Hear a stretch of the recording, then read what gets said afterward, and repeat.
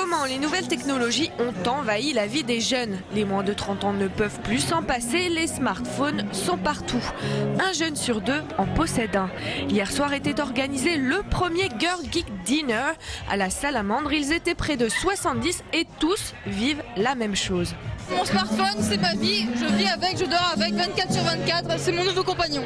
Ils poquent, ils likent, ils chattent, ils tweetent, à croire qu'ils sont tous devenus fous et ont même oublié la base, adresser la parole à la personne assise juste à côté. Oui. T'as pas l'impression qu'elle te délaisse un peu pour son Blackberry, ta copine? Un petit peu, ouais, mais bon, ça fait partie de la soirée, me semble. Tentons une expérience. Si toute leur vie est organisée autour de ces écrans tactiles, sauraient-elles encore utiliser le bon vieux papier et stylo? Avoir toujours sur soi un stylo et un calepin, c'est quand même très encombrant, alors qu'un smartphone, on l'a dans la poche, on l'a tout le temps. Il nous donne 20 fois plus d'informations, on est tout le temps connecté au monde, connecté à sa tribu, connecté à ses amis. Je vois pas en quoi un calepin peut nous connecter au monde de cette manière.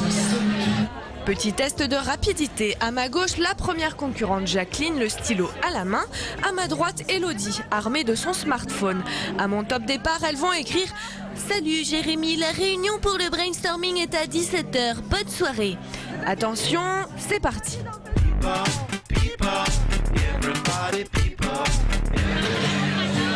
je suis ici. Un point pour le high-tech et puis adieu le stylo alors.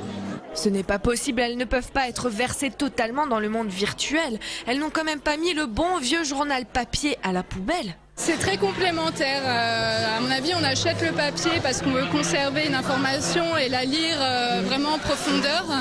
Par contre, le web, on est plus zapper, on navigue d'un site à l'autre, d'un article à l'autre. Et se prendre en photo dans la région alors, pour l'offrir à mamie sur sa cheminée, ça existe encore ça? Moi je sais que je prends beaucoup de photos pour connaître la ville de Strasbourg et ça te permet d'avoir un truc tout de suite instantané. C'est la photo te plaît pas, tu la jettes et basta. Téléphone, tablette, ordinateur, la nouvelle technologie devient envahissante.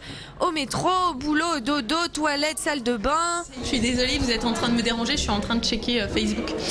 Alors j'avoue, je les emmène aux toilettes pour checker mes mails. Et puis parfois aussi, j'avoue, j'emmène mon MacBook. Combien de temps par jour t'as ton iPhone dans la main et ton iPad? Dans les transports, donc 20 minutes x 4, voilà, plus de temps en temps au boulot, plus à midi à la pause, un petit bout de temps quand même. On peut s'en passer si on est en vacances dans un endroit où il n'y a pas de Wi-Fi, mais il faut demander quand même une bonne semaine de désintox. Tout cela paraît fun, geek, branché, mais certains spécialistes pointent du doigt cette cyberdépendance, qui pourrait être parfois plus forte selon eux que les addictions aux drogues ou l'alcool. Les 15-25 ans passeraient en moyenne chaque jour 4 heures devant un écran et seulement 10 minutes devant un bouquin.